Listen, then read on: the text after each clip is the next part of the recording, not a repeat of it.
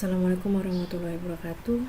Selamat siang. Hari ini mata kuliah kecerdasan tiruan kita akan ngomong tentang teknik inferensi sistem pakar. Oke, teknik inferensi sistem pakar terdiri dari dua bagian. Bagian if yang disebut evidence atau fakta, bagian then disebut dengan hipotesis atau kesimpulan. Sintaksnya if E then H. E evidence, H hipotesis atau kesimpulan.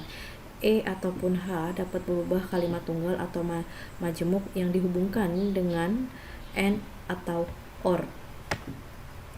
Oke. Untuk forward chaining, teknik pencarian yang dimulai dengan fakta yang diketahui. Fakta tersebut dicocokkan dengan bagian if dari rule. Jika terdapat fakta yang cocok dengan bagian if tersebut, rule yang bersangkutan dieksekusi, maka fakta baru yang terdapat pada bagian then dimasukkan ke dalam basis data dimulai dari rule yang lebih dahulu dituliskan. Terus setiap rule-nya hanya boleh dieksekusi satu kali. Algoritma pencariannya DFS, BFS dan atau BFS. Oke, diberikan rule sebagai berikut: if Y and D then Z, if X and B and A then Y, if A then X, if C then L, if L and M then N. Jika diberikan fakta A, B, C, D, dan E, tentukan nilai kebenaran hipotesis Z dengan menggunakan teknik forward chaining. Oke, contohnya misalnya kita ambil tentang if X and B and A then Y. Jika demam dan flu dan nyeri pada persendian dan hepatitis, ya. Oke. Basis pengetahuan if Y and D then Z, basis datanya A, B, C, D, E, X. If Y and D then Z, if X and B and A then Y, if A then X, if C then L, if L and M then N. Oke, untuk basis pengetahuan yang berikutnya, penyelesaiannya if Y and D then Z, if X and B and A then Y, if C then L, if L and M then N. Oke.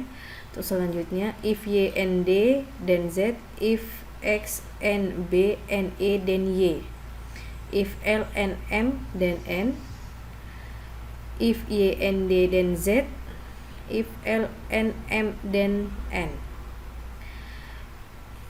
If L and M dan N karena tidak ada lagi rules yang dieksekusi dan Z terdapat di basis data, maka dapat disimpulkan bahwa Z itu bernilai benar. Oke, rule yang digunakan if A dan X, if C dan L, if X and B and A dan Y, if Y and D dan Z. Oke, kalau untuk backward chaining, bekerja mundur ke arah kondisi awal, diawali dari tujuan yang terdapat bagian then. Fakta dicocokkan dengan premis di bagian if. Jika cocok, rule dieksekusi sehingga hipotesis di bagian then dimasukkan ke basis data. Jika tidak cocok, simpan premis ke dalam stack. Proses dihentikan jika tujuan ditemukan atau tidak ada lagi rule yang dieksekusi untuk elemen stack atau tujuan. Oke, contohnya seperti ini. Diberikan rule sebagai berikut: if Y and D then Z, if X and B and A then Y, if A then X, if C then L, if L and M then N. Jika hipotesis fakta A, B, C, dan E, tentukan nilai kebenaran hipotesis Z dengan menggunakan teknik backward chaining. Oke, basis pengetahuannya dan basis data dan stacknya if Y and D dan Z, basis datanya A, B, C, D, E, dan E, stacknya Z dan Y. If X and B and A dan Y, if A dan X, if C dan L, if L and M dan N. If Y and D dan Z, if X and B and A dan Y, if A dan X, if C dan L, if L and M dan N. If Y and D dan Z, if X and B and A dan Y, if A then X, if C then L, if L and M then N,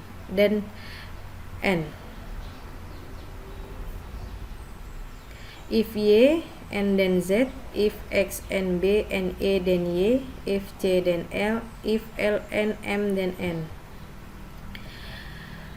Dan stucknya juga udah masih sisa satu, Y nya udah kehapus ya, berarti if Y and D then Z, if C then L, if L and M then N. Basis pengetahuan untuk if C then L, if L and M then N. Karena stucknya kosong dan Z terdapat di basis data, maka disimpulkan bahwa Z itu bernilai benar. Untuk rule yang digunakan, if Y and D then Z, basis datanya A, B, C, D, E, stucknya Z, Y. If X and B and E then Y, stucknya Z, Y, X, basis datanya A, B, C, D, E. If A then X, stucknya Z, Y, basis datanya A, B, C, D, E, X. Rule yang digunakan, if X and B and E then Y, stucknya C, basis datanya A, B, C, D, E, X, Y. Rule yang digunakan, if Y and D then Z, stucknya tidak ada, basis datanya A, B, C, D, E, X, Y, Z.